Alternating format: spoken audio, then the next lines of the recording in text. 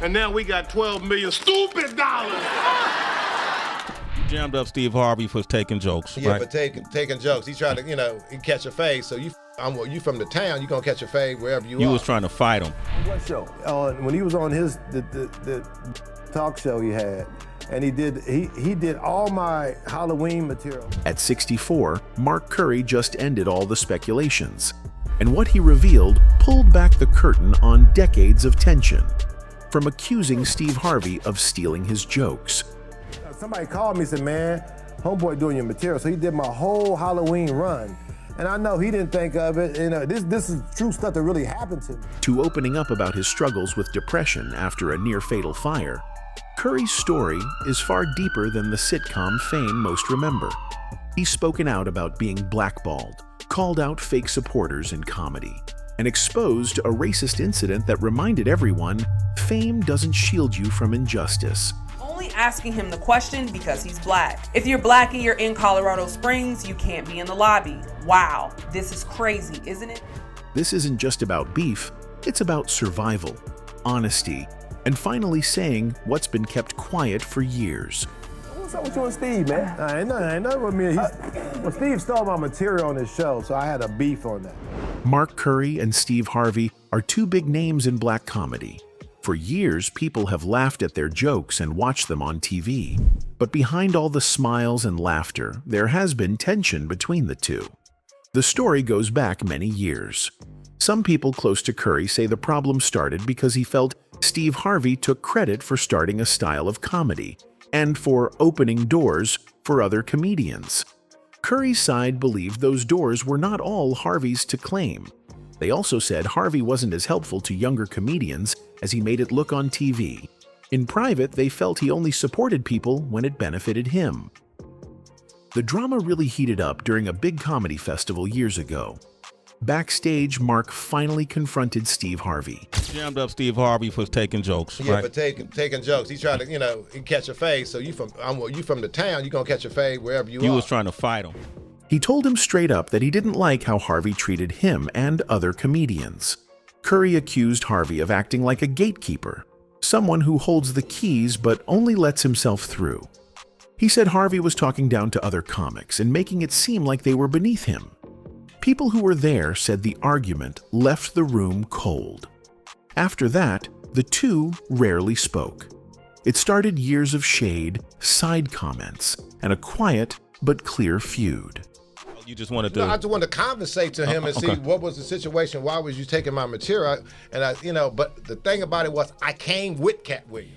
In interviews, Mark didn't keep quiet. He called out what he called fake supporters in comedy. Even though he didn't name names, everyone thought he meant Steve.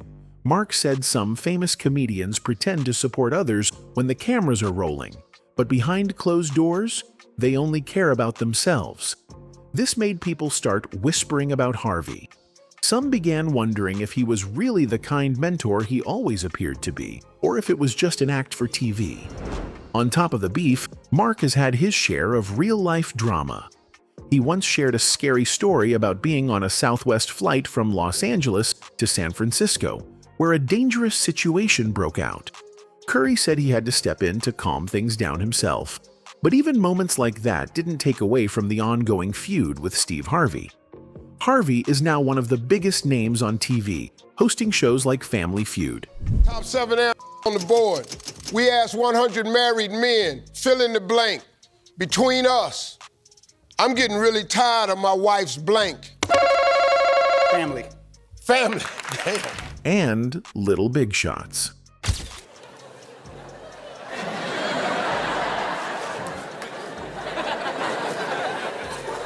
How you doing, man? Good. Good. But while the audience laughs, Mark Curry isn't smiling. Curry has openly accused Harvey of stealing some of his comedy material and using it on TV. According to him, this wasn't just one mistake. He said it's been happening for years. Back in December 2019, on the Mike and Donnie show on Fox Soul, Curry said their bad blood started when Harvey used his jokes without permission. He claimed Harvey used a big part of his Halloween routine on the Steve Harvey talk show. For Curry, it wasn't just about the jokes. What hurt him more was watching a comedian with a huge platform use material that could have helped his own career. On what show? When he was on the bullshit talk show he had, and he did all my Halloween material. Later, Curry spoke even more openly when a videographer asked him about it. He said Harvey had used his material not just once, but twice. He called me and said, man, homeboy doing your material. So he did my whole Halloween run. And I know he didn't think of it. This is true stuff that really happened to me. Curry claimed Harvey put his jokes on the Steve Harvey daytime talk show and on Little Big Shots. Curry said, I talked to him at Def Comedy Jam 25. I told him, man, you're using my material. You're taking money out of my pocket. You're already rich. You don't have to take it from me. That statement summed up the whole feud, a battle between respect, credit, and survival in the world of comedy. And so my thing is, you don't have to do that, homeboy. Right. So, motherfucker, you made enough money, bitch ass. Wow. You made enough money, you did enough. Why are you on my material? Just a few days after Mark accused Steve of stealing his material, Steve decided to speak up. The Family Feud host didn't stay quiet for long. In a new interview with TMZ, Steve denied the claims strongly. He said he never used any of Mark's jokes and seemed very upset about the accusation. I'm getting sick of this right here. Mark Curry needs to grow up, Steve said. He explained that he hasn't even performed on stage since 2015 and asked, what joke is Mark even talking about? Steve's reaction showed he was clearly angry about the situation and wanted to set the record straight. When the interviewer told Steve that Mark claimed the joke was used on the show Little Big Shots, Steve couldn't believe it. He looked shocked and responded, "Are you kidding me?" His frustration was clear, and he continued, telling Mark to get a life, get a career. Steve added that in his 35 years of doing comedy, he has never stolen a joke. His words were firm, showing that he wanted to shut down the rumors completely. Back in the day, Steve Harvey was known as a smooth and confident performer. You ain't coming in my house with a tattoo nowhere, cause you know why? You ain't chipping in on the rent or nothing else. You can put the tattoo on, but you don't stay here no more. Now come home with the tattoo. He had a reputation for being quick with his words and loved interacting with the audience. Often, he would pick people out from the front row and make jokes about their hair, clothes, or even what they did for a living. That style made him stand out. However, not every comedian had the same approach. Bernie Mac, for example, had a very different style. His comedy was raw, emotional, and sometimes so real that it felt like he was pulling experiences straight from real life and turning them into jokes. You know you're a black put fingerprints on charcoal.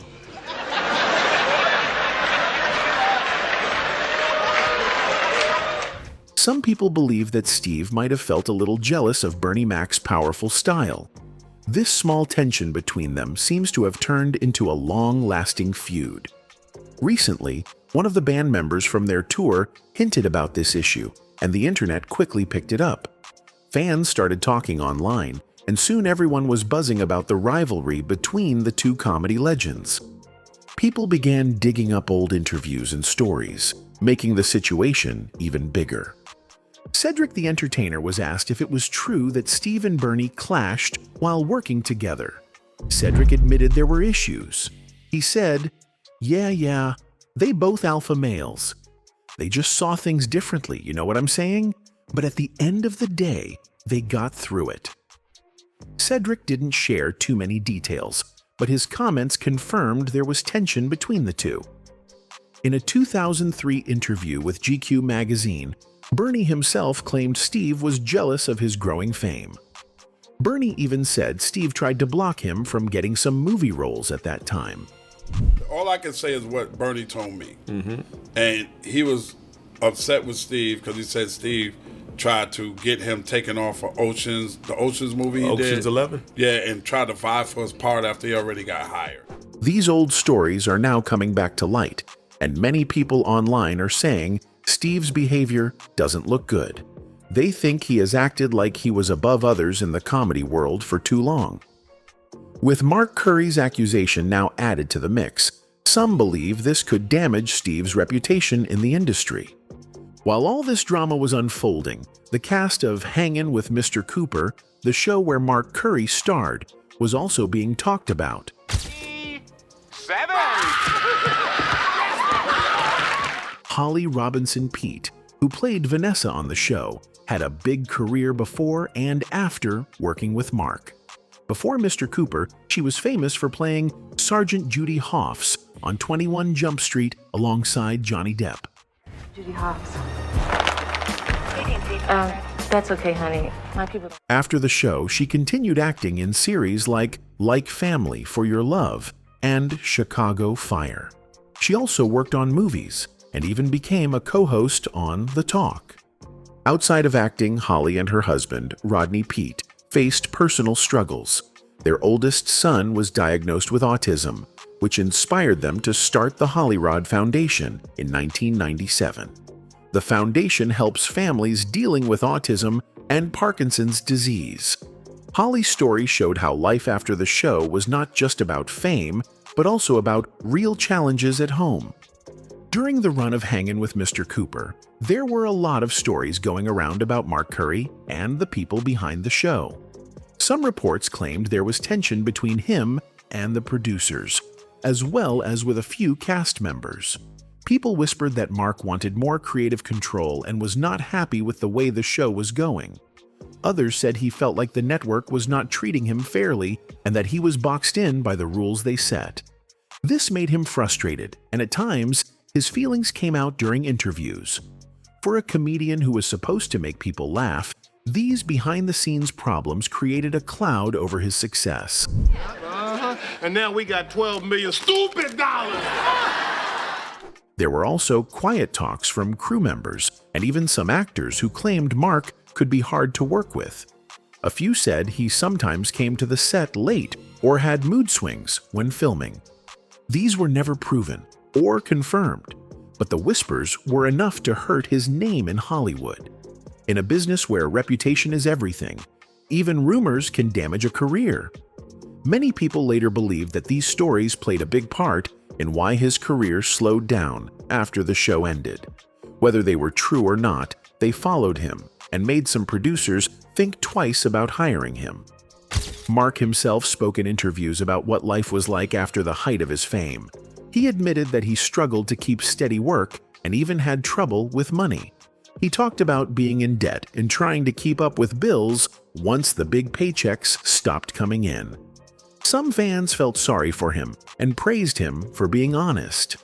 Others thought he was saying these things just to get sympathy or to get people talking about him again. It opened a debate about what happens to comedians and actors when the spotlight fades. Many people do not realize how hard it can be for stars to keep their careers alive once their biggest shows are over. I think I know what she wants to say. Go ahead, kids. Skip the concert. Have a good time.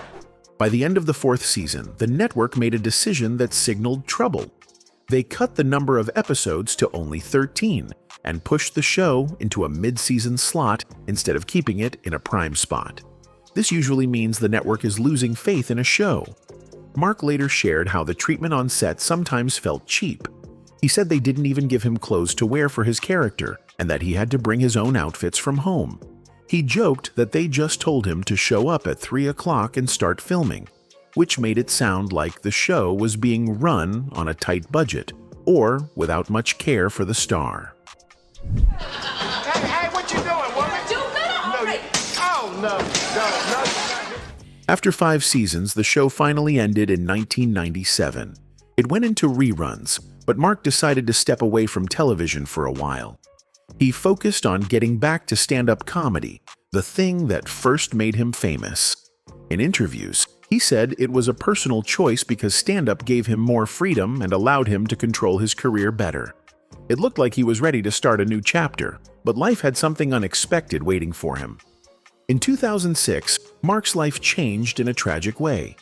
He was at home doing laundry when a can of aerosol starch accidentally fell behind his hot water heater. In seconds, the can exploded, and flames burned his arms and upper body.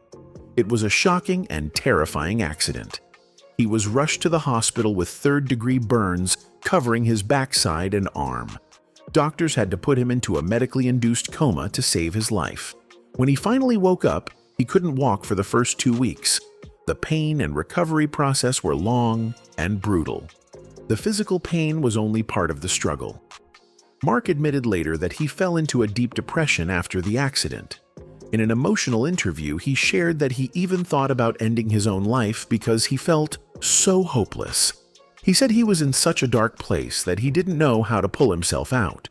His words were raw and honest, showing a side of him that fans had never seen before. He even made a dark joke, saying it was hard for him to commit suicide because he was 6 feet 6 inches and couldn't even hang himself with the ceiling so close. It showed how much pain he was in, using humor to talk about something so serious. Thankfully, Mark was not alone.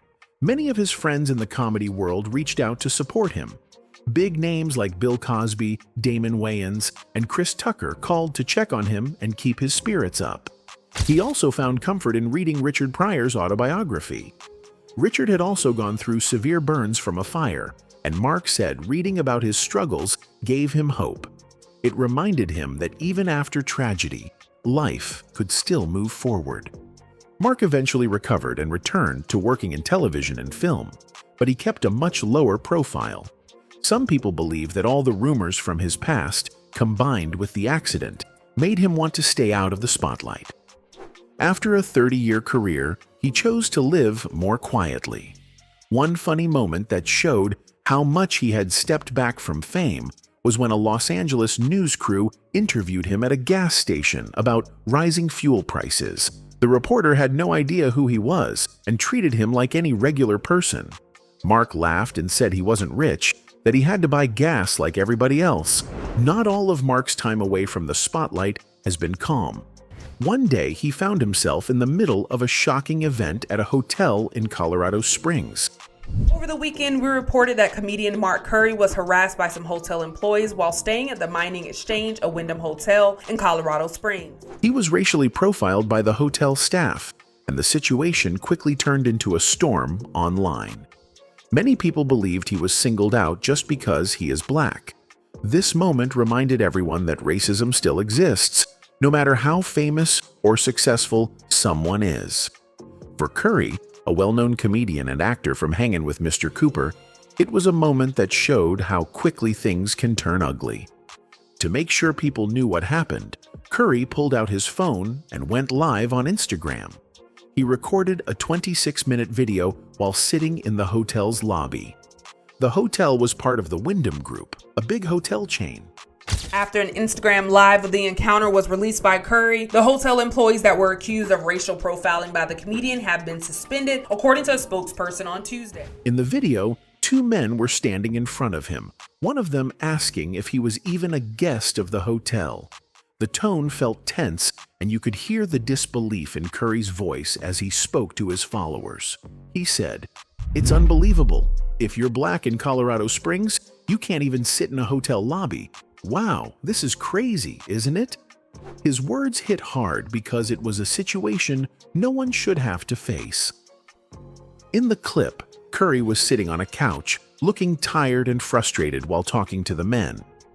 One of the staff members was white, while the other looked like a person of color. But instead of helping calm things down, the second man accused Curry of playing the race card. That comment made the whole thing worse.